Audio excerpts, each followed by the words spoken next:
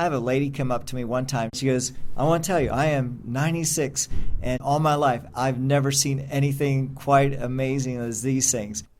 I have been to a variety of places with these things. I've been to several different scout troops. Definitely a real honor to be here to share these Bible sticks with this group of men. Especially with a group of men like what we had here this evening.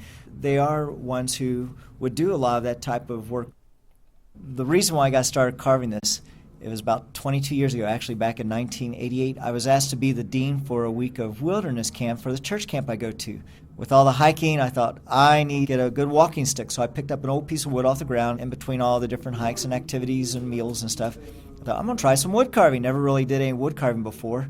So I pulled out my old pocket knife and started carving on it.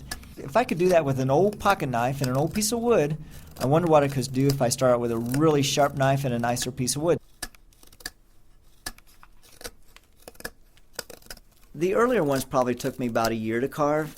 The later ones, about 2 years. The one I'm working on right now will probably be about 3 years.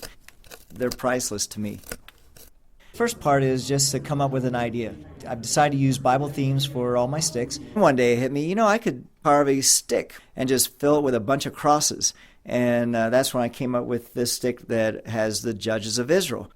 I'll sit there and I'll flip the whole thing over, and it just opens up, and you just hear this gasp, in the crowd as they go, "Whoa! Look at that thing!" And so it is a lot of fun just to see the reaction when I do flip that over and it opens up.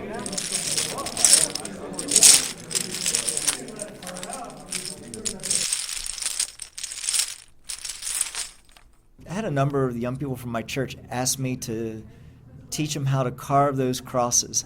I start out with a piece of wood I can buy from any kind of hobby shop. The first two cuts are to cut all the way through the stick, do a cut at the very top at an angle, and then I flip it over and do it on the opposite angle. Then you have to cut the length of the stick to separate it out. And after you make those two cuts, you just slowly and very carefully start to open it up, see if it'll open up. And if it does, you've got it. I usually always end my talk with a passage from Colossians chapter 3, verses 17 and verse 23. And they say, whatever you do, do something that will glorify God. And secondly, do your very best, because you're doing this for the Lord, not for men. That's the message that I like to get out to people, that it doesn't have to be wood carving. It could be anything. But if you do your very best and if you glorify God with what you do, He will take it beyond anything you ever imagined. And this is one example of how He has done that in my life.